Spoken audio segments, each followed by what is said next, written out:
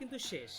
এখন 2025 সালে Galaxy A সিরিজের লেটেস্ট প্রোডাক্ট কিন্তু লঞ্চ হয়ে গিয়েছে। সেই থ্রুতে কিন্তু আমাদের আজকে হাতে আছে গ্যালাক্সি A56 এন্ড A36। তো চলুন কথা না বাড়িয়ে আজকে আনবক্সিং করে ফেলি, ভিতরে দেখি কি কি আছে এবং শেষে কিন্তু এর একটা আপডেট প্রাইস আমরা বলে দিব, ধামাকা একটা ডিসকাউন্ট প্রাইসও থাকবে। আর আমাদের আজকে ভিডিও স্পন্সর হচ্ছে খান টেলিকম, যাদের ঠিকানা হচ্ছে বসুন্ধরা সিটির বেসমেন্ট 2 শপ নাম্বার 54।